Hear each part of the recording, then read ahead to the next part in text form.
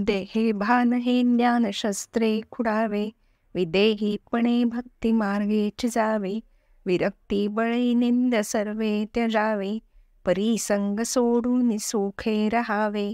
श्रीराम.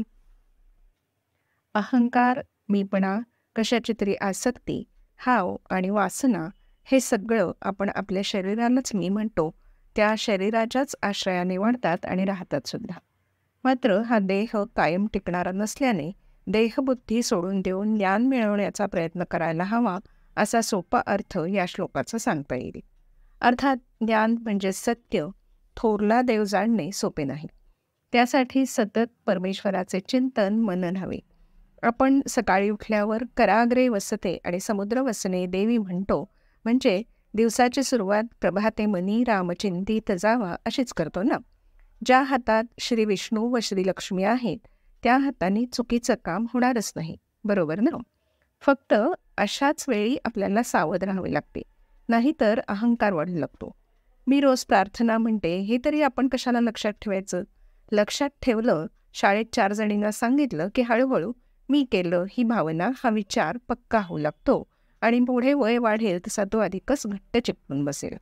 त्यामुळेच म्हणणारी मी नाही ती ईश्वरी शक्ती म्हणून घेते असा विचार केला तर आपोआपच देहबुद्धी कमी होईल, आपलं मन निर्मळ होईल आणि सत्याकडे जाण्याची एक पायरी आपण पुढे जाऊ. अर्थात ही पायरी ओलांडून जाण्यासाठी नामस्मरण हाच उपाय आहे. नामस्मरणाने अहंकार लयाला जातो, संपून जातो, असं सर्वच संत मंडळी सांगतात. एक गोष्ट सांगते, ऐक. ही गोष्ट आहे महाभारतातली. महाभारत युद्धानंतर स्वाभाविकच सर्व प्रकारची हानी झालीच होती. कौरव व कौरवसेना संपली.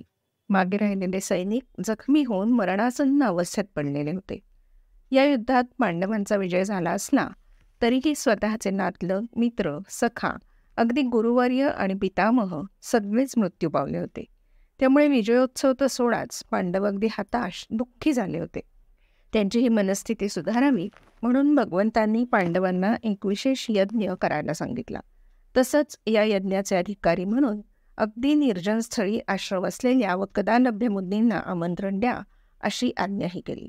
ठरल्याप्रमाणे 5ही पांडव स्वतंत्रपणे मुनींकडे गेले आणि यज्ञाचे अधिकारी पद त्यांनी घ्यावे अशी विनंती केली. परंतु त्यांनी सगळ्यांनाच नकार देऊन परत पाठवलं. 100 यज्ञ झाले असतील अशाच ठिकाणचे अधिकारपद मी घेतो असं सांगून त्यांनी प्रत्येकाला परत पाठवलं. अर्जुनाने विषय काढताच तर ते ओरडलेच अर्जुनावर आणि म्हणाले, कसलं युद्ध, आम्हाला असली भाषा माहीतही नाही आणि आवडतही नाही. हा शांती आश्रम आहे, तत्क्षणी निघून जा इथून. बिचारा अर्जुन मान खाली घालून परत आला. कुंती मातेला झालेला प्रकार कळताच ती हळूच द्रौपदीच्या कानात काहीतरी सांगते आणि आता द्रौपदी निघते मुनींना बोलावणे करण्यास. द्रौपदी आश्रमात पोहोचतात अतिशय नम्रपणे व कदालभ्य मुलींना म्हणाली, मुनिवर्य, आपली शिष्या द्रौपदी आपणास वंदन करीत आहे आणि आपण शांती यज्ञाला यावे अशी आपणास विनंती करत आहे. हे मुनी, माता कुंती देवी स्वतः सतत भगवंत नामस्मरणात असतात आणि तीच सवय मातेने आपल्या 5ही पुत्रांना लावलेली आहे. इतकेच काय तर आपल्या पुढे उभा असलेल्या या निश्वर देहाला सुद्धा कुंती मातेने नामस्मरणाचे वळण लावलेले असल्याने हा देहसुद्धा नामचिंतन करतो. त्यामुळे महामाता कुंती तिच्या पुत्रसुनेच्या यज्ञांची संख्या कशी मोजणार? द्रौपदीच्या एवढ्या बोलण्यात एकदाही मी, मला, माझे हे शब्दच न आल्याने व असंख्य यज्ञ झाल्याची खात्री पटल्याने मुनींनी लगेच यज्ञास अधिकारी म्हणून येण्यास होकार दिला. केवळ नामस्मरणानेच हे देहबान जाते हे समर्थांना या श्लोकात सांगायचे आहे. आपणही दोघी आपली रोजची कामे मनापासून करू आणि लक्षात ठेवून श्रीरामांचे नाम घेऊ. चालेल ना? जय जय रघुवीर समर्थ.